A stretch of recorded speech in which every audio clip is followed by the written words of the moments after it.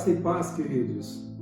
Estamos mais uma vez aqui reunidos na nossa 10ª palestra sobre o sacerdócio eterno de Jesus, o sumo sacerdote segundo a ordem de Melquisedeque. O assunto de hoje será o vento da ordem de Melquisedeque, o juízo de condenação ao inferno emitido pela Igreja para aquele que não for crente. Eu gostaria de iniciar lendo o texto aqui de 1 Pedro, no capítulo 1, do versículo 18 a 21. Sabendo que não foi mediante coisas corruptíveis, como prata ou ouro, que fostes resgatados do vosso fútil procedimento que vossos pais vos legaram, mas pelo precioso sangue, como cordeiro sem defeito e sem mácula, sangue de Cristo, conhecido com efeito antes da fundação do mundo, porém manifesto no fim dos tempos, por amor de vós, que por meio dele tendes fé em Deus, o qual o ressuscitou dentre os mortos e lhe deu glória, de sorte que a vossa fé e esperança estejam em Deus. Também gostaria de ler aqui o texto de Mateus, no capítulo 8, versículo 11 e 12, que diz assim: Digo-vos, pois, que muitos virão do Oriente e do Ocidente e tomarão lugares à mesa com Abraão, com Isaque e com Jacó no reino dos céus, ao passo que os filhos do reino serão lançados fora, nas trevas. Ali haverá choro e ranger de dentes.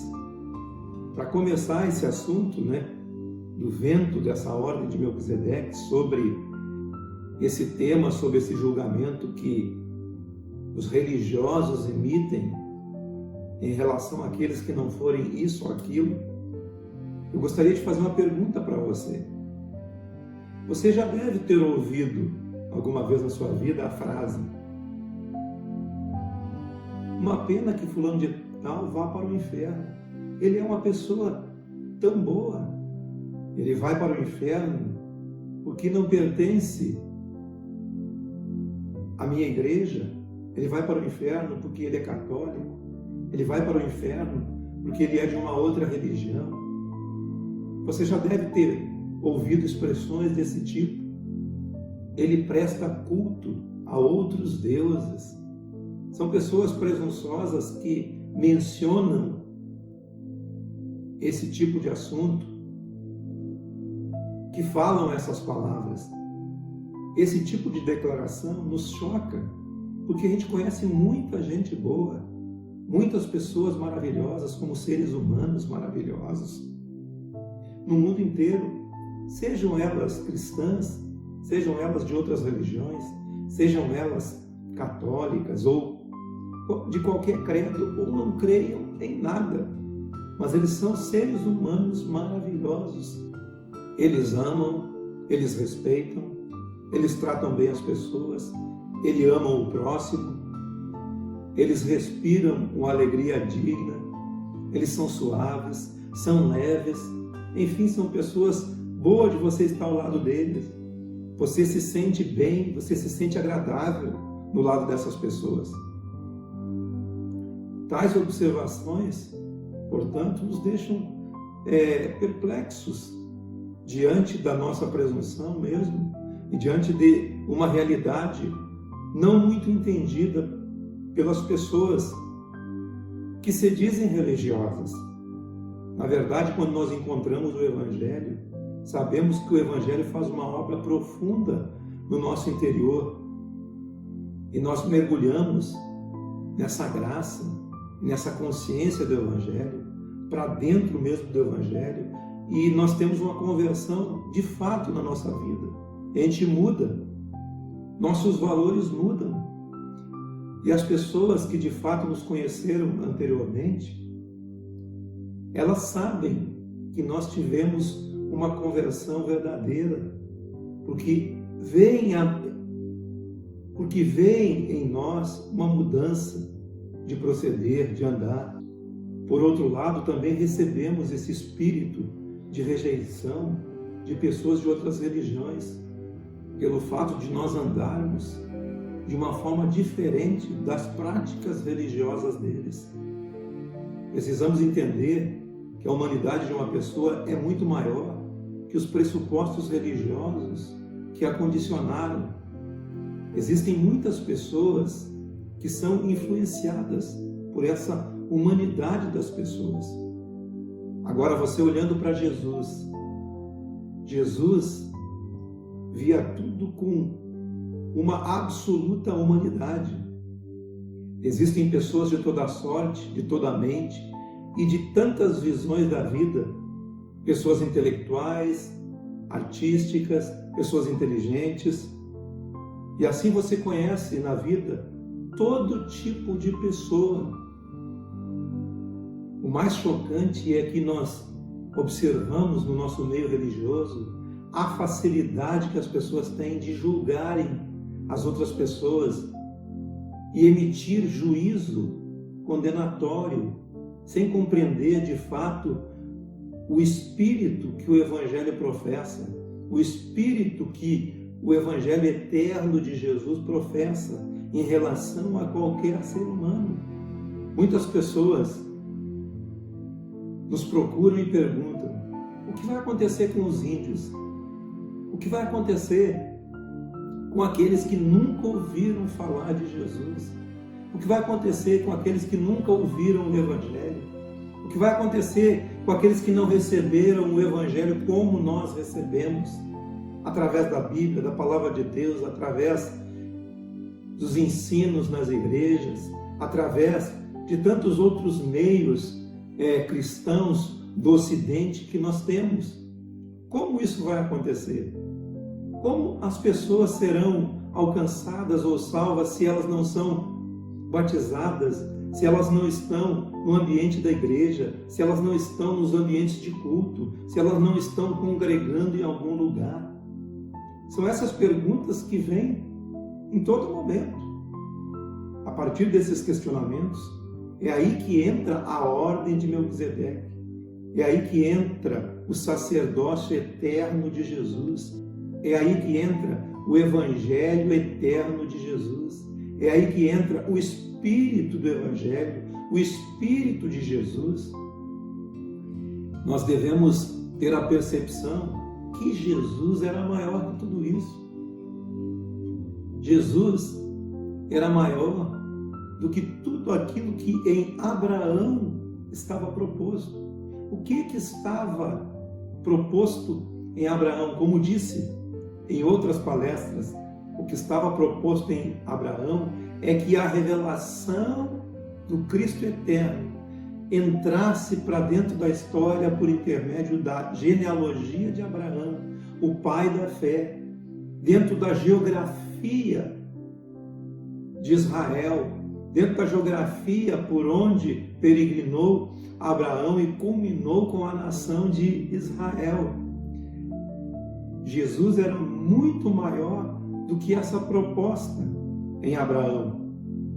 E mais que isso, Jesus é sumo sacerdote de uma ordem sacerdotal sem fronteiras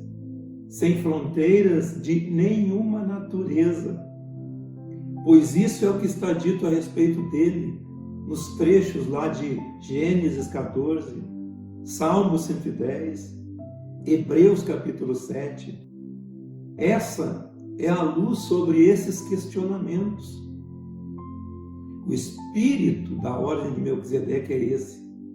Uma ordem sacerdotal sem fronteira alguma, sem fronteira de religião nenhuma. Esse tema é quase algo impossível de ser mencionado, porque as implicações desse tema quebra todo arcabouço dogmático e doutrinário da instituição religiosa. Por isso que isso não é mencionado, por isso que isso não é divulgado, por isso que isso é um assunto obscuro, como disse. O entendimento da ordem de Melquisedeque é um entendimento do Cristo para além das fronteiras dos homens. É um Cristo para além dos limites que os homens estabelecem. Porque os homens limitam muitas coisas. Eu sei disso. Você que está me ouvindo também sabe disso. Existem muitas pessoas por aí, talvez você seja uma delas, que estão ávidas por esse assunto, mas tem muita falta de entendimento desse tipo de evangelho na igreja, porque não é ensinado, porque não é mostrado dessa forma.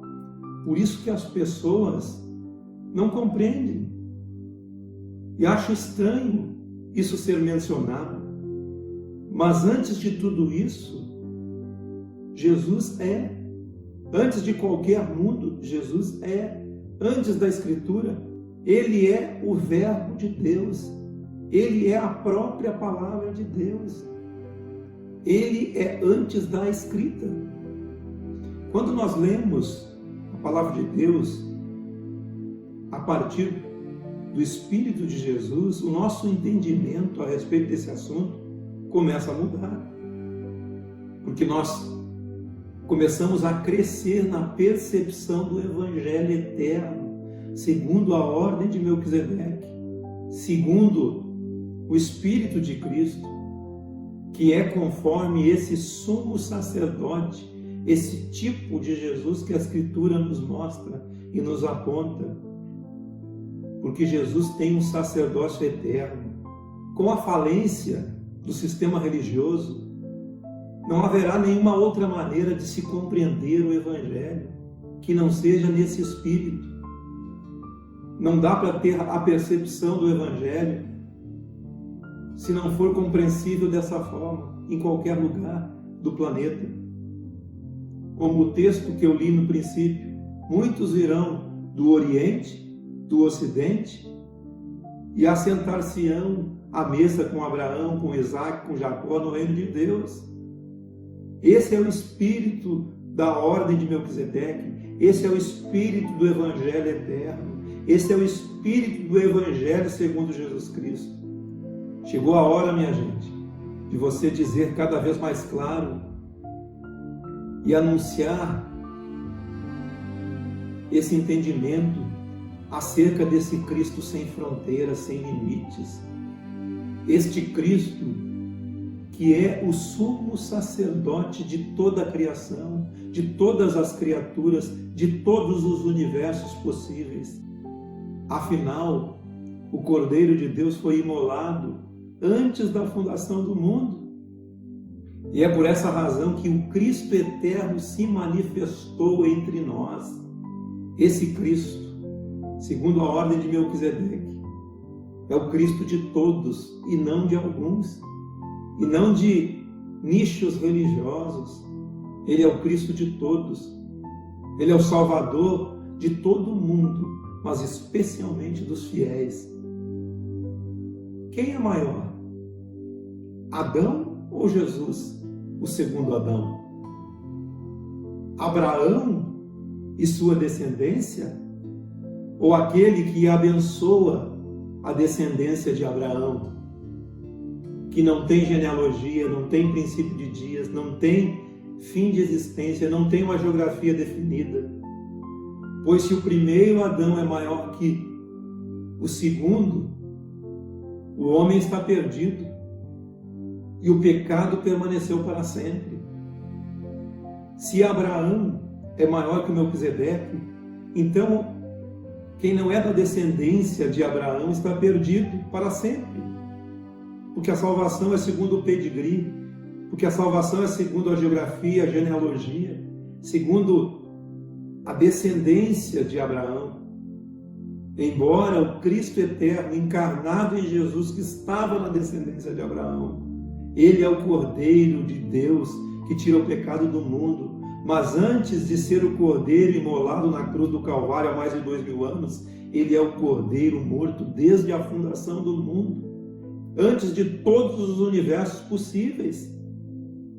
Jesus Cristo é o Cordeiro eterno de Deus e é o sacerdote eterno de Deus por todos os homens, por todas as criaturas. Jesus, o Cordeiro eterno, o sacerdote eterno, ele mesmo fez um sacrifício eterno, porque foi imolado antes da fundação do mundo. Da imolação do Cordeiro nasce tudo, antes de qualquer história.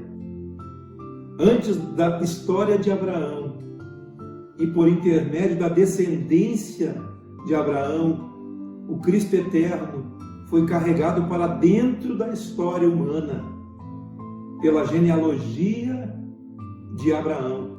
Mas mesmo assim, o Cristo eterno não foi contido pela genealogia, não foi contido pela história, ele se expandiu por todo o mundo e ele está em qualquer lugar, como um vento que sopra. O vento sopra onde quer, o Espírito sopra onde quer. Ouves a sua voz, não sabe de onde vem nem para onde vai. Assim é aquele que é nascido do Espírito, aquele que é nascido de Deus. Dessa forma, ele está agindo livremente em qualquer tempo, em qualquer era, em qualquer lugar, em qualquer coração que o receba, que o perceba, que perceba dentro do seu interior a presença dele. Nele, por ele e para ele são todas as coisas. Tudo está nele, tudo nasce nele e tudo termina nele. Ele é o princípio e o fim, ele é o alfa e é o ômega. Antes dele criar o homem, ele se derramou em favor do próprio homem. Ele mesmo derramou sua vida em benefício de todas as vidas que ele criava nele mesmo. Este é o espírito da ordem de Melquisedeque, segundo o Evangelho encarnado no próprio Jesus da história. Ninguém pode negar que ele viaje livre pela história, agindo como quer, agindo como o vento. Os que sabiam da Escritura, nada sabiam do menino. Os que sabiam do menino, nada sabiam da Escritura. É assim que é. É assim que Deus age, é assim que Deus faz. Segundo Coríntios, capítulo 5, do 17 ao 19. E assim, se alguém está em Cristo, é nova criatura. As coisas antigas já passaram. E eis que fizeram-se novas todas as coisas.